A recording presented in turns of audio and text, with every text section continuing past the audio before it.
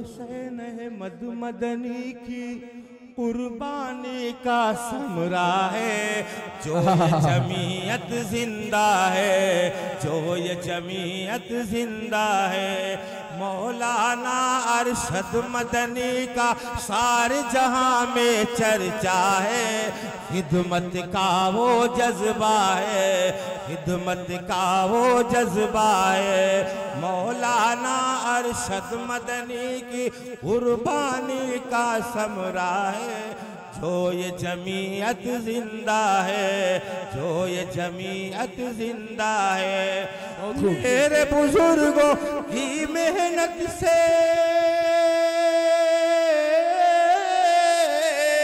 मेरे बुजुर्गों की मेहनत से मुल्क हुआ आजाद, जमीयत उलमा जिंदा। आपके सामने तशरीफ फरमा है सदरुल मुदर्रिसीन मदरसा फुरकानिया गोंडा व सदर जमीयतुल उलमा गोंडा। अजीजों, बस ये कहना आप समझ जाइए, न पूछ इन फिरका पोशों की इरादत हो तो देख इनको, यदे बैजा लिए बैठे हैं अपनी आस्तीनों में। मेरे अजीजों, अब फिर हम खिताबत की दुनिया में चलते हुए एक ऐसे इनकलाब आफरी मुकर्रिर, इनकलाब आफरी मुकर्रिर, शोले बया मुकर्रिर, जिनका खिताब आपने बहुत ज्यादा नहीं सुना है, जिनके बयान को आपने बहुत ज्यादा नहीं समाअत किया है, मैं मदरसा फुरकानिया गोंडा के शोबे अरबी के उस्ताद हजरत मुफ्ती ज़कवान साहब अलमारूफ बिही मुफ्ती परवेज अख्तर साहब को मैं दावत देता हूं और इस शेर के साथ दावत देता हूं कि तू मुजाहिद है, असबाबे ज़फ़र पैदा कर, तू मुजाहिद है, असबाबे ज़फ़र पैदा कर, दरिया पे नई राह गुजर पैदा कर।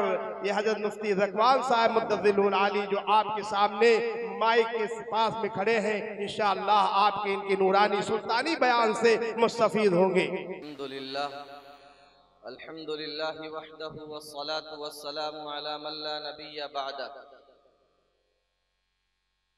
स्टेज पर मौजूद मुअज़्ज़ज़ मुक़्तदर उलमाए किराम, मशाइख़ इज़ाम और असातिज़े किराम, तहफ़्फ़ुज़ औक़ाफ़ कॉन्फ्रेंस की इस शानदार मजलिस में शरीक मुअज़्ज़ज़ सामईन, दुनिया का हर संजीदा, मुहज़्ज़ब और शाइस्ता आदमी इंसानियत की खिदमत करना चाहता है। उसके सीने में इंसानियत का दर्द होता है, वो खिदमत खल्क़ करता है और जज्बात भी होते हैं। चुनांचे आप देखते हैं कि कितने लोग इस दुनिया में ऐसे हैं जो मजहब, मिल्लत, रंगो नस्ल और ज़ात और बिरादरी से उठकर इंसानियत की खिदमत करते हैं।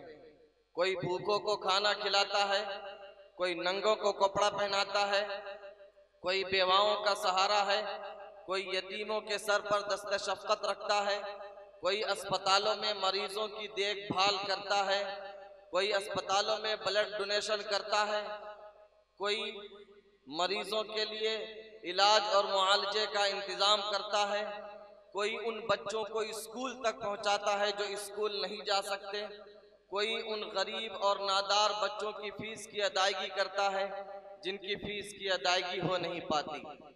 यकीनन ये जज्बात मुबारक हैं और इस लाइन में सिर्फ मुसलमान ही नहीं, हमारे गैर मुस्लिम भाई भी हैं। आप अगर गज़ा की तारीख़ पढ़ें तो इस वक्त गज़ा में मेडिकल की लाइन से खिदमत करने वाला सबसे बड़ा गिरोह अंग्रेज़ों का है। ये जज्बात काबिल कद्र हैं, लेकिन खिदमत के ये जज्बात आर्जी हैं। ये समाज से गरीबी को ख़त्म नहीं कर सकते, ये समाज के लेवल को उठा नहीं सकते, ये समाज में तरक्की की राह हमवार नहीं कर सकते। हजरत मोहम्मद मुस्तफ़ा सल्लल्लाहु अलैहि वसल्लम की जब बेसत इस दुनिया में हुई तो आपने इन जज्बात को सराहा, आपने कदर की, आपने इन जज्बात की हौसला अफजाई की। चुनांचे मुस्लिम शरीफ की रिवायत है, हदीस कुदसी है, जनाब मोहम्मद रसूलुल्लाह सल्लल्लाहु अलैहि वसल्लम ने इरशाद फरमाया, कल क़यामत के दिन अल्लाह बंदों से पूछेगा, मेरे बंदों मैं बीमार था, तुमने मेरी इयादत क्यों नहीं की? बंदे अर्ज करेंगे, अल्लाह आप तो रब्बुल आलमीन हैं, हम आपकी इयादत कैसे करते? तो अल्लाह कहेगा, दुनिया में फला बंदा बीमार था, दुनिया में फला बंदा बीमारी से जूझ रहा था, अगर तुम उसकी इयादत के लिए जाते तो मुझे वहीं पाते। अल्लाह कहेगा, मेरे बंदो मैं भूखा था, मैंने तुमसे खाने का मुतालबा किया था, तुमने मुझे खाना क्यों नहीं खिलाया? बंदे कहेंगे, ऐ अल्लाह आप रब्बुल आलमीन हैं, हम आपको खाना कैसे खिला सकते थे? तो अल्लाह कहेगा, दुनिया में मेरा फला बंदा भूखा था, फला बंदे का पेट नहीं भर रहा था, अगर तुम उसको खाना खिलाने के लिए जाते तो मुझे वहीं पाते। अल्लाह पूछेगा, अल्लाह कहेगा, दुनिया में मेरा फला बंदा प्यासा, मेरे बंदो मैं दुनिया में प्यासा था, मैंने पानी का मुतालबा किया, तुमने मुझे पानी नहीं पिलाया। बंदे कहेंगे, अय मेरे अल्लाह हम आपको पानी कैसे पिलाते? आप रब्बुल आलमीन हैं। तो अल्लाह अर्ज करेगा, दुनिया में मेरा फला बंदा प्यासा था, अगर तुम उसकी प्यास बुझाने के लिए जाते तो मुझको वहीं पाते। हजरत मोहम्मद मुस्तफ़ा सल्लल्लाहु अलैहि वसल्लम ने इरशाद फरमाया, जब बंदा एक खजूर किसी गरीब, नादार और मिस्कीन के हाथ पर रखता है तो वो खजूर उसके हाथ में नहीं जाता, बल्कि उस खजूर को आगे बढ़कर अल्लाह अपने दाएं हाथ में लेता है और अल्लाह उसको बढ़ाता है, उसकी तरबियत करता है, जैसे कि तुम में से कोई अपने बछड़े की तरबियत करता है, यहाँ तक कि वो खजूर का एक दाना पहाड़ के बराबर हो जाता है। हजरत मोहम्मद मुस्तफ़ा सल्लल्लाहु अलैहि वसल्लम ने इन जज्बात की कदर की, साथ साथ आपने दुनिया की मदद का, खिदमत खल्क का और इंसानियत की खिदमत का एक ऐसा तरीका बताया, एक ऐसे तरीके से दुनिया को मुतारफ कराया जिसे दुनिया अब तक नहीं जानती थी। दुनिया की किसी कौम में, दुनिया की किसी तहजीब में, दुनिया के किसी तमद्दुन में वो तरीका राइज नहीं था इंसानियत की मदद का। वो तरीका ये है कि आदमी गरीबों के लिए अपने माल का कुछ हिस्सा अल्लाह के नाम पर छोड़ दे, जिसे हम और आप वक्फ कहते हैं, कि अपना माल अल्लाह के लिए वक्फ कर दे। इस सिलसिले में सबसे पहली पहल हमारे और आपके आका ताजदार बतहा अहमद मुज्तबा मोहम्मद मुस्तफ़ा सल्लल्लाहु अलैहि वसल्लम ने की। चुनांचे आपने सबसे पहले मस्जिद कुबा की जमीन वक्फ की। उसके बाद ग़ज़वे उहद के मौके पर एक यहूदी था जो ईमान लाया था, उसके 7 बागात थे, वो 7 बागात अल्लाह के रसूल सल्लल्लाहु अलैहि वसल्लम को देकर शहीद हुआ। अल्लाह के नबी सल्लल्लाहु अलैहि वसल्लम ने उन 7 बागात को उम्मत के ऊपर और इंसानों के ऊपर वक्फ कर दिया। दूसरा वक्फ हजरत उमर इब्नुल खत्ताब रजी अल्लाह ताला अन्हु का था। हजरत उमर इब्नुल खत्ताब रजी अल्लाह ताला अन्हु को खैबर से एक जायदाद मिली थी, आपने उस जायदाद को वक्फ कर दिया। तीसरा वक्फ हजरत उस्मान गनी रजी अल्लाह ताला अन्हु का था। जब मुसलमान मदीने पहुंचे तो वहां मीठे पानी की दिक्कत थी। मदीने में यहूदी का एक कुआं था जिसे रोमा कहा जाता है। हजरत उस्मान गनी रजी अल्लाह ताला अन्हु ने वो कुआं खरीदा और मुसलमानों के लिए वक्फ कर दिया। चौथा वक्त हजरत अबू बकर सिद्दीक रजी अल्लाह ताला अन्हु का था।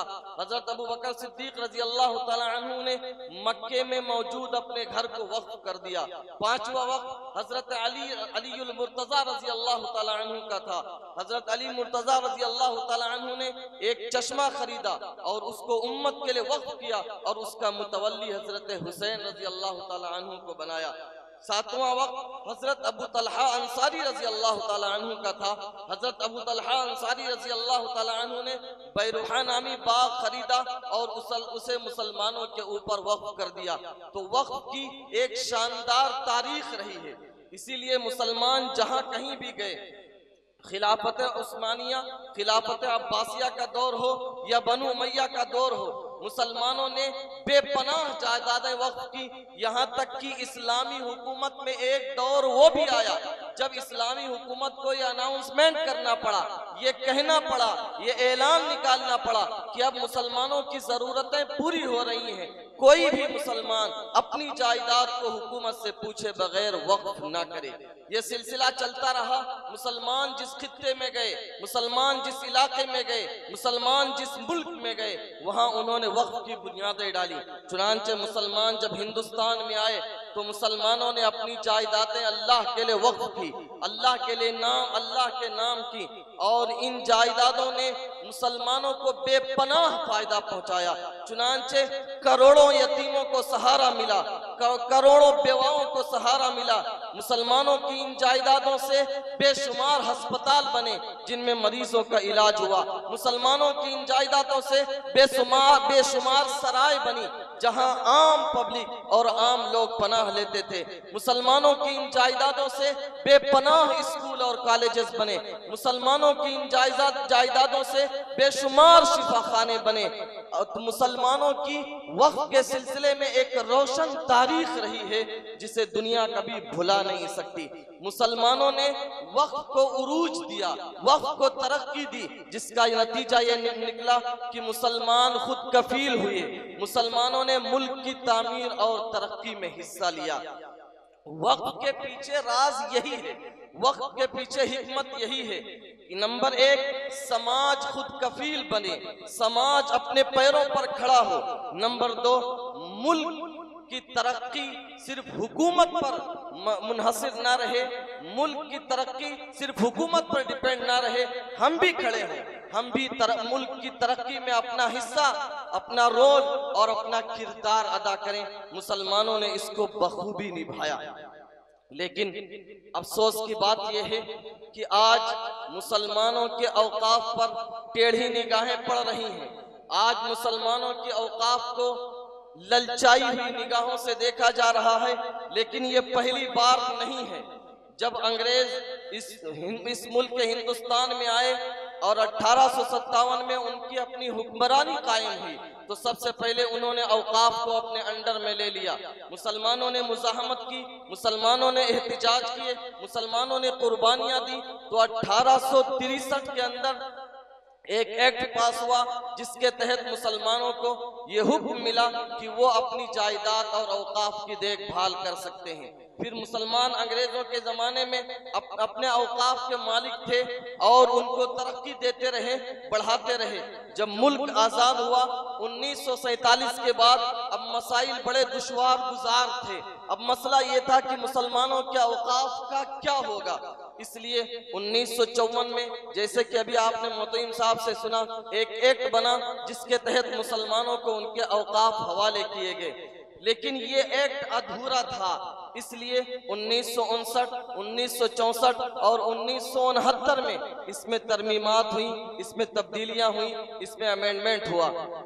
फिर उसके बाद 1995 में एक नया वक्फ एक्ट लॉन्च किया गया और उसके तहत मुसलमान अपने औकाफ की देखभाल करने लगे। लेकिन ये भी अधूरा था।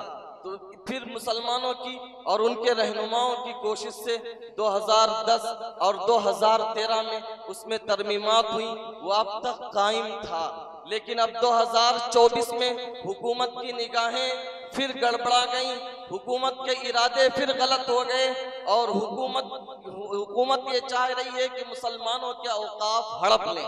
और अगर ये हुकूमत चाह रही है तो कोई नई बात नहीं है। वक्फ के साथ सबसे बड़ी ज्यादती हम मुसलमानों ने की है। चुनांचे वक्फ का जो भी मुतवल्ली बना, वक्फ का जो भी जिम्मेदार बना, उसने वक्फ की जायदादों को औने पौने बेचा। आज आप किसी भी शहर में चले जाएं, किसी भी मुल्क में चले जाएं, किसी भी खित्ते में चले जाएं, किसी भी सूबे में चले जाएं, आज पता चलेगा कि एक शानदार कंपनी है, लेकिन आप उसका बायोडाटा निकालें तो पता चलेगा कि वक्फ की जायदाद पर कायम है। एक शानदार फैक्ट्री लगी हुई है, पता चलेगा कि वो वक्फ की प्रॉपर्टी है। एक शानदार मॉल खुला है, पता चलेगा कि वक्फ की प्रॉपर्टी है। शानदार टावर्स बने हैं जो आसमानों से बातें कर रहे हैं, लेकिन वो वक्फ की जायदाद पर खड़े हुए हुए हैं, ये मुसलमानों ने खुद अपने औकाफ के साथ ज्यादती की है। पहले हमने बेचा है, पहले हमने खाया है, पहले हमने तबाही बचाई है, पहले हमने बर्बादी मचाई है, फिर हुकूमत की निगाहें गलत हुई हैं। आज हुकूमत हमारे सामने ये डाटा पेश करती है कि मुल्क में तीसरा बड़ा लैंड वक्फ बोर्ड के पास है, सबसे बड़ा लैंड रेलवे के पास है, उसके बाद डिफेंस के पास है, तीसरा सबसे बड़ा लैंड और सबसे बड़ी आराजी वक्फ के बोर्ड के पास है। लेकिन ये तजजिया सही नहीं होता, ये कंपैरिजन जो करते हैं ये सही नहीं कर रहे हैं। अगर आप अंदाजा लगाएं, और ये पूरे मुल्क में तीसरी सबसे बड़ी जायदाद मुसलमानों की है, अगर सिर्फ स्टेट बाई स्टेट आप तज्जिया करें तो पता चलेगा एक एक स्टेट में वक्फ से बड़ी जायदादें मंदिरों के पास हैं, गुरुद्वारों के पास हैं और गिरजा घरों के पास हैं। इसलिए उनकी आवाजें कभी नहीं उठाई जाती। हमारी जमीनें हड़प करने की कोशिश है, हमारी जमीनों पर ललचाई हुई निगाह है। इसलिए मुसलमानों, आप बेदार होइए। आपके पास प्रॉपर्टी है, आप अपनी कौम की गरीबी को मिटा सकते हैं, आप अपनी कौम को अपने पैरों पर खड़ा कर सकते हैं, आप अपनी कौम को खुद कफील बना सकते हैं, आप अपनी कौम को बामे उरूज पर पहुंचा सकते हैं, आप मुल्क की तामीर और तरक्की में एक शानदार किरदार और रोल प्ले कर सकते हैं। लेकिन इसके लिए शर्त यह है कि आपके औकाफ महफूज रहें। हम और आप यहाँ आज इसी मकसद से इकट्ठा हुए हैं, हमारे अकाबरीन मौजूद हैं और हमको और आपको जिसका इंतज़ार है, जिस शख्सियत का इंतज़ार है, हजरत मौलाना सैयद अशहद रशीदी दामत बरकातहुम, वो भी आपके बीच में तशरीफ लाने ही वाले हैं। आप उनके बयानात को संजीदगी से लें, गौर से सुने कि औकाफ के तहफ़्फ़ुज़ के सिलसिले में हम बहैसियत कौम, बहैसियत उम्मत क्या रोल प्ले कर सकते हैं। देखिए, अगर वक्फ पर खुदा न खास्ता खतरात के बादल मंडलाए और औकाफ हमारे हाथ से जाते रहे तो फिर समझिए ये हमारी मौत है, हम खत्म हो जाएंगे। हमारे पास न कब्रस्तान की कोई हैसियत रहेगी, न मस्जिद और मदरसों की कोई हैसियत नहीं रहेगी, न ही खानकाहों की कोई हैसियत रह जाएगी, न ही मज़ारों की कोई हैसियत रह जाएगी। हम अपनी मौत मर जाएंगे, हम लाशा होंगे, हम जिंदा तो होंगे लेकिन हमारे जिस्म में रूह नहीं होगी। इसलिए आप संजीदगी से इस मसले को लें। अल्लाह हमें अमल की तौफीक अता फरमाए। वमा अलैना इल्लल बलाग।